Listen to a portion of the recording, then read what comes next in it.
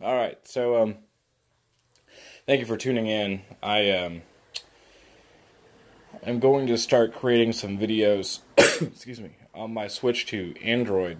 Recently switched from iOS to Android. I am going to still use an iPad, but for the phone and the thing I'm going to show you today, the Galaxy Watch, I am planning to actually change over to it and use it full-time compared to the Apple Watch. Some of the reasons I'm switching from iOS to Android are that I just feel like iOS is getting too expensive. I think Apple's taking too much away, not giving the user enough in return. They take the headphone jack away. That's great. I don't care about the headphone jack. I don't use wired headphones. But the thing is, their Bluetooth profile sucks. It has tons of dropouts. It's a terrible codec, comparatively speaking. When I hook up my Bluetooth speakers into my Android phone, things work as well as they should. You still have an occasional hiccup because it's Bluetooth, but at the end of the day, it's not. I'm not seeing the issues I was seeing with iOS. So when I switched, the biggest thing I lost was the Apple Watch. I love the Apple Watch. I think it's a well done product. I think for the blind, it's a great addition. You have the haptic time where you can tap the watch and feel the vibrations. So when I switched, I didn't have a watch. Excuse me, I'm battling a cold. But I started looking into the Galaxy Watch, and there's not a lot of info out there for blind people on Android Wear or Samsung Wear, for that matter, or the Tyson, whatever you want to call it, on how good it is. So I thought I would do a few demos and show you. And same with the phone. I'm gonna use the Galaxy and go over some of these things. So I'm looking at the watch now to kind of describe it to folks who can't see. It is more of a circular. It's a circular face, which I really like, actually. I've had it since Friday night, and when I first got it out of the box, to be honest with you, my initial impression was, I'm going to send it back, because I had to use Aira to get Voice Assistant turned on.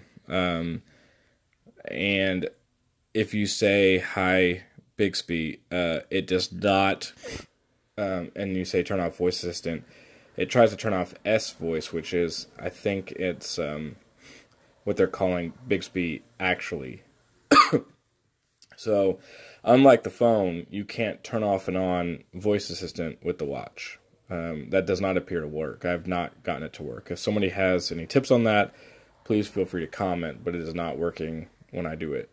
The second issue I have with how they have this set up is, even if you could use Bixby to turn on Voice Assistant, there are too many allowance buttons at first when you use Bixby. So when you double tap the home button, that's how you talk to Bixby.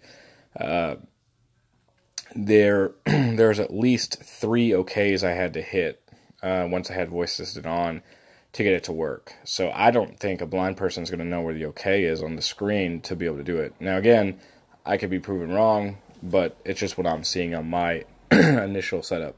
I'm not going to unpair it and try it again because I got it working kind of luckily. So I apologize, but I'd love to make a video like that, but I don't have the, I don't think it's even possible, so I'm not going to worry about it. I am going to reach out to Samsung and ask if their documentation, something that's really evident about Samsung is they have poor documentation. The Aira agent actually brought up their user guide for the Galaxy, and it doesn't even mention Voice Assistant. I happened to ask someone on Reddit, on the Galaxy Watch forum, if they could tell me what was under accessibility, and they said, Voice Assistant is here, but when you go look at the guide, it's not there. So my initial few hours with the watch were not what you would call the greatest.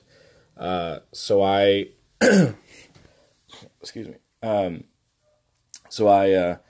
My wife actually, though, told me, give it a day, give it a few days before you take it back and see what you think. So Saturday I started playing with it more, and I've grown to really like it. It has a silicone band that comes kind of with it. It's kind of a rubbery band, and I got the 46-inch watch.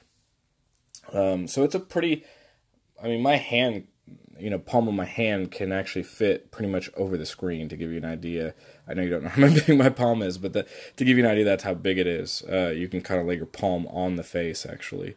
And much like the Apple Watch, you can, cover it to make it go to sleep. So one thing I want to show here, I'm going to demonstrate it real quick, and then we'll get into video 2 here in a little bit. But, so unlike the Apple Watch, how this differs is there is a kind of a wheel that goes around the face. So the face is a circle, and on the outside of it, you kind of have these like this little rough area, and that rough area actually spins.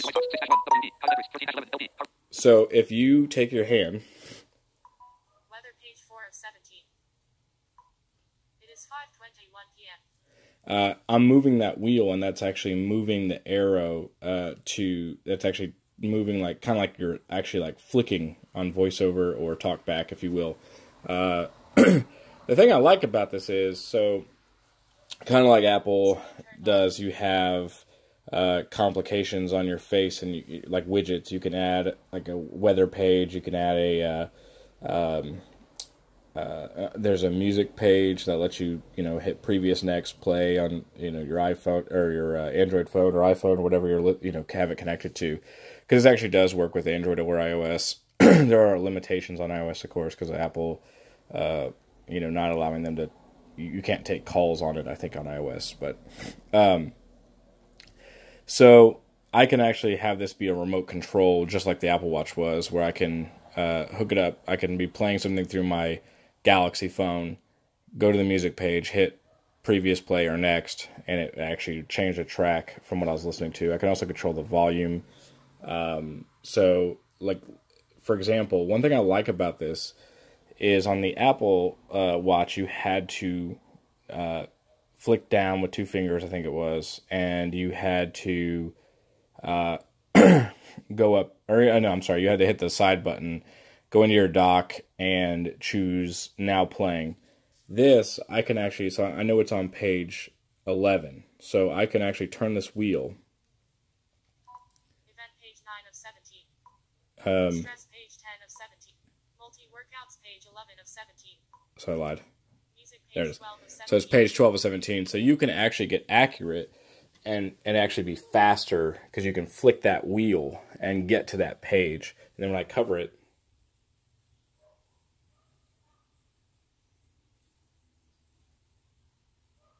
oh, I guess it already went off. But Music page 12 of 17. so if I cover it, screen turned off. You're going to hear a screen turned off.